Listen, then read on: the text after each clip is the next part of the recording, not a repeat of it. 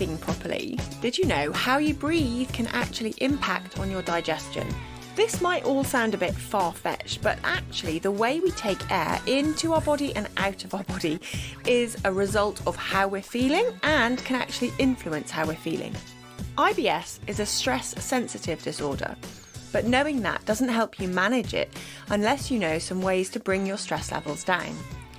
In this episode of the Inside Knowledge podcast, I'll run through some techniques for better breathing to help calm your digestion so you can reduce down your symptoms of bloating, abdominal pain, and erratic bowel movements.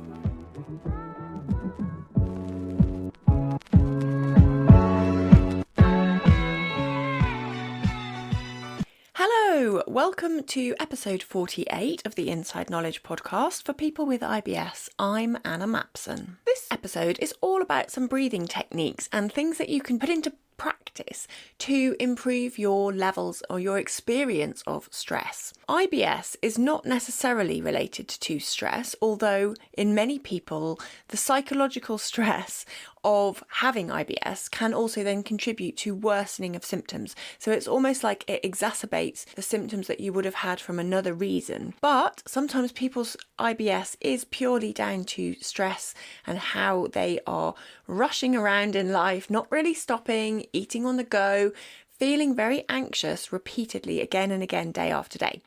This can lead to changes in our gut microbiome. It can lead to changes in how we're digesting our food. So I'm going to just run through some different breathing techniques that you might be able to put into practice.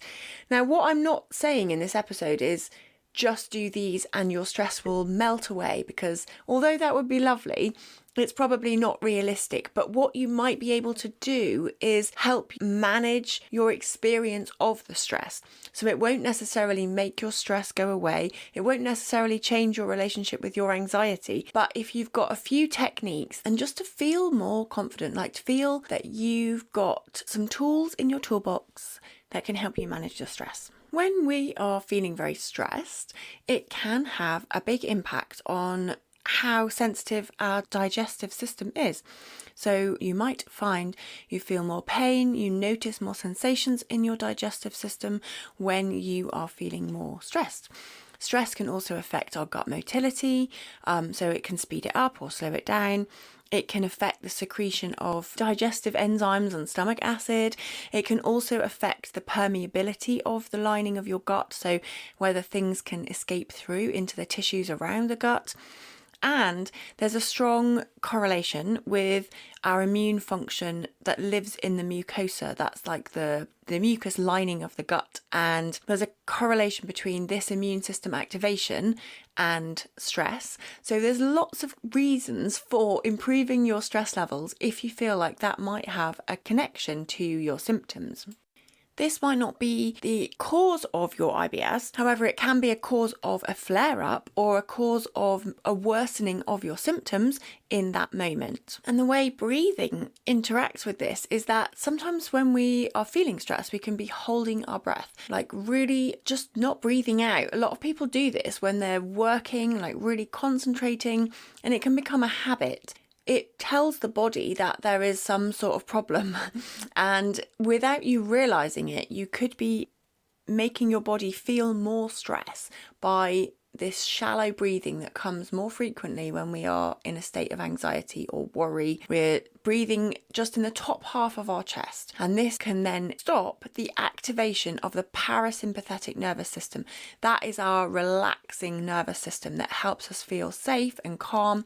When that is activated, then we feel better and our digestive system relaxes. That is moving us into a rest and digest state and away from that fight, flight or freeze state. And we have evidence to back this up as well. It's been studied, and people with IBS who were constipation predominant, so IBS-C patients, around 80 or I think 85 of them, were split into two groups randomly, and they were measured on how their IBS was affecting their life. So there's something called an IBS symptom severity score, and they were measured at the baseline at the beginning, and then they went through this breathing intervention where one group had a breathing routine for 6 weeks, and at the end of that they measured how they were feeling. The group who followed the breathing instructions for over the 6 weeks, had improvements in their stool consistency.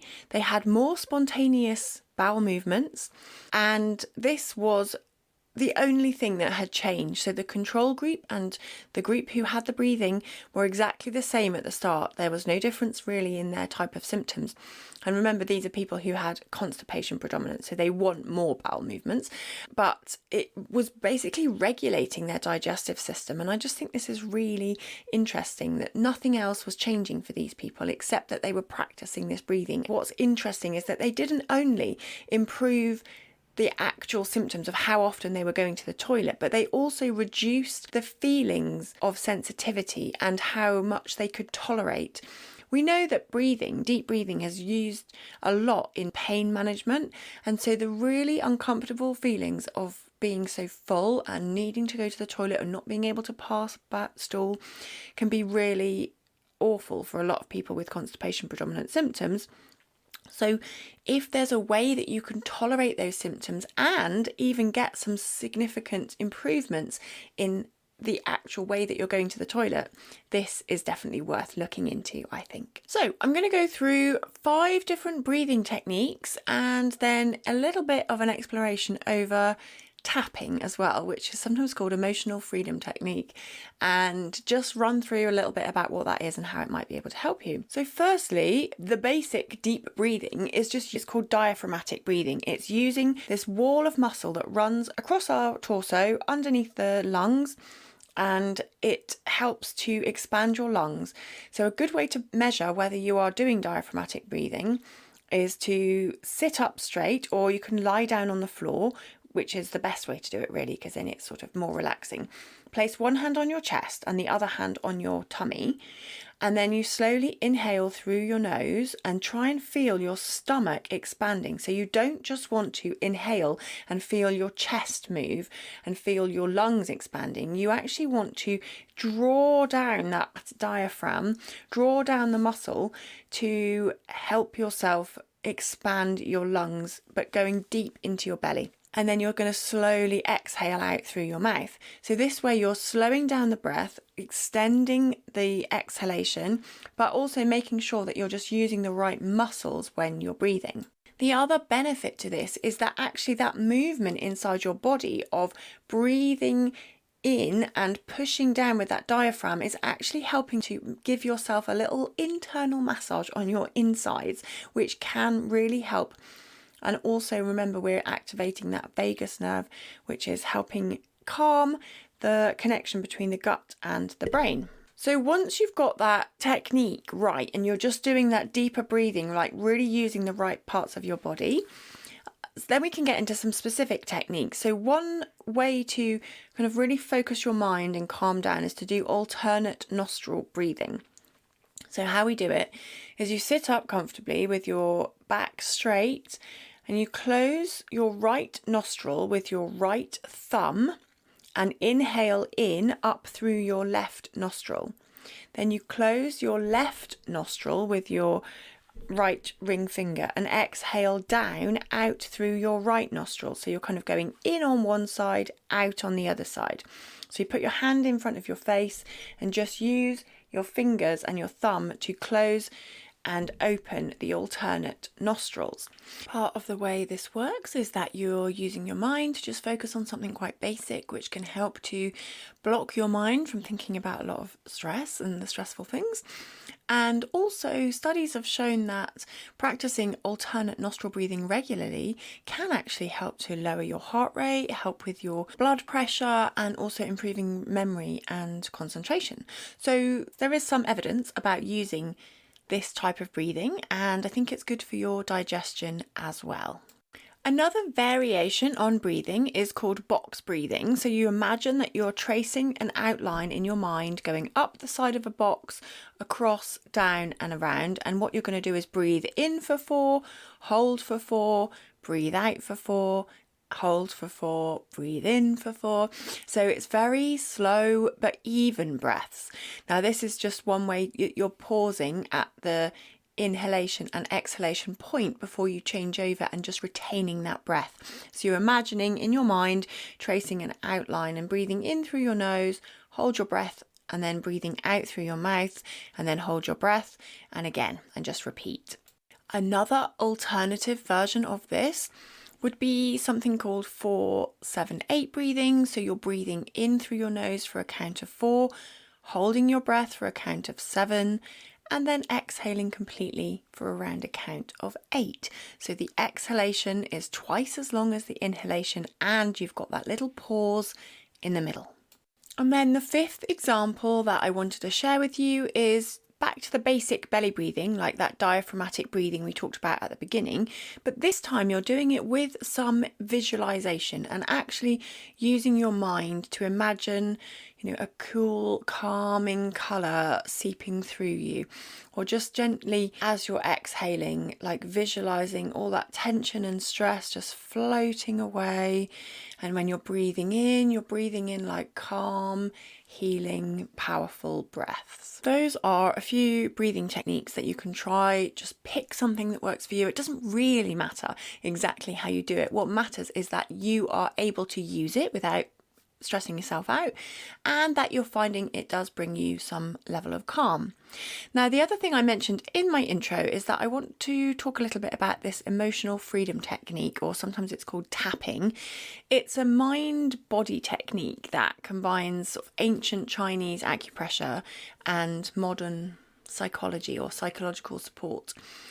I at first thought this is silly, not silly, but I at first was skeptical, shall we say, about whether this could work, but I've actually found that some people get on really well with it. And basically what it involves is you're tapping specific points on your body to kind of release these emotional blockages and restore your balance. So this is why, to me, it sounded a little bit, woo, and not very rooted in an evidence base or any science, any evidence that it might work. But I do think there is a possibility it could be helpful for people who've got IBS. Before you start the exercise, you create a statement that acknowledges your issue. So, for example, you might say, even though I feel really anxious about my digestion, I deeply and completely accept myself. Or you might say something like, even though I'm worried about going to this meal tonight, I accept myself and my body. And so this is giving you like this sense of acceptance with yourself, and just helps you to acknowledge what else might be going on for you in your body. Whilst you're saying that statement to yourself, something that resonates with you, that feels right for you, don't have to use my examples, but on the edge of your hand, so from your little finger, if you go down towards your hand, right on the edge of your hand, as if you were going to do a karate chop, that bit there. So with your other hand, you tap with your fingertips on that point while repeating your statement 3 times to yourself. So you say it again and again. Even though I feel anxious about going to this meal tonight, I accept myself and my body. And again and again. Okay, and then we're going to go through the tapping process. Tapping should be light. It should be not enough to cause redness or bruising, but just really tapping with your fingertips. So you're going to start on the top of your head, just tapping with your fingertips at the crown of your head a couple of times, maybe 5 to 8 times, and then you move on to the next point. The second point is tapping at the beginning of your eyebrow, right above your nose. So tapping in the middle of your eyebrows, then on the sides of your eye, just underneath your eye on the bone, which is just coming to the outer corner of your eye. So that's the third point, tapping on the bone around the corner of your eye, then tapping underneath your eye, in the middle of your eye socket underneath. Then you're going to tap underneath your nose, so just above your upper lip, right beneath your nose. Then the 6th point is tapping beneath your bottom lip, just above your chin, so kind of in the indentation between your lip and your chin. Then you're going to move down and tap just below your collarbone, and then also underneath each armpit, so alternate arms. You're tapping on the side of your body around 4 inches underneath your armpit. Then you can just check in with yourself, have a deep breath, check in how you're feeling, and you can repeat the whole process again. I will put this process into the show notes so you can refer back to it, so you don't have to listen and write it down. There have been some small-scale studies looking at this emotional freedom technique and its beneficial impact on stress levels and stress markers, and they actually have shown that people can reduce signs of stress when they've actually measured the cortisol in the saliva of people. So before and after, they measured their psychological distress, but also were looking at the sort of biochemical evidence of stress, which is the cortisol levels in the saliva. And the people who were doing this EFT tapping experienced a significant decrease in their cortisol levels once they'd done the tapping. But they didn't get a significant decrease in their psychological symptoms. And this could be because it was a short-term study, so we don't really know what happens if you do this over time. I think, again, there's no harm in having this technique, and there's no harm in it if it helps you feel comforted, and if it helps you take you out of that anxiety state, then it is effective for you. So whilst we don't have a lot of large-scale studies proving this is a good technique for managing stress in IBS or any kind of anxiety, I do think it's probably worth a try to see if it does help. And I think probably some of the mechanism by which it helps is that, like I was saying with the breathing, it's just forcing your mind to focus on something quite mundane, forcing yourself to move your body a little bit, which helps you get back in touch with your body. You know, it's just really reconnecting with what is happening right now rather than spinning out into what might be happening with your digestion or over catastrophizing your symptoms. Like I said, this is a little bit different for me. I do tend to like to stick to evidence-based suggestions for you, and I know a lot of my podcast listeners really appreciate that it's not unfounded suggestions and things that I know don't work. However, I do think this is a relatively safe thing to experiment with and to give it a try. The other thing that I wanted to mention is that obviously I'm not an EFT practitioner. There are people out there who are trained in this who have a better understanding. You know, I've just researched it, I've read quite a lot about it, but I am not trained in it, and so my advice might not be the best on it. To summarise this episode of The Inside Knowledge, I guess I just wanted to give you a few techniques and things to try if you are struggling with anxiety, you're struggling with worrying about symptoms, or stress at work and relationship issues, whatever, have been impacting on your digestion. Whichever way round it goes, IBS and stress and anxiety absolutely go hand in hand, and we can't get away from that. So any tools that you've got that can help you calm yourself down is going to help create that virtuous circle where you're feeling better, then your digestion's better, then you're feeling even better, and then your digestion gets even better. All right, so it's worth investing a little bit of time into some of these things to see if it helps. If you're struggling with a lot of emotions all the time, it is going to impact on your digestion, and you can't really get away from that, unfortunately. So it either reduces your appetite, it can leave you feeling sick if you've got a lot of anxiety and a lot of tension, can then also give you physical symptoms by slowing down your motility or creating an inhospitable environment for eating so that you feel more bloated, you feel more pain after eating. So it is worth addressing. If you want a bit more about the gut-brain connection and how to improve the vagus nerve, then you might be interested in episode 4, where I run through some suggestions for how to calm your IBS using your mind and some techniques for improving that vagal nerve stimulation. So that is it for this episode. I will be back next week with another episode. Please do send me your questions. I've had quite a few questions over the last few weeks, and I'm going to be working my way through those and creating episodes for people who have sent me in their requests. So if you've got a topic you'd like me to cover in the Inside Knowledge podcast, then please email me at info@goodnessme-nutrition.com, and I will get back to you and let you know if I can meet your request. Thanks for listening to this episode of the Inside Knowledge. Better digestion for everyone.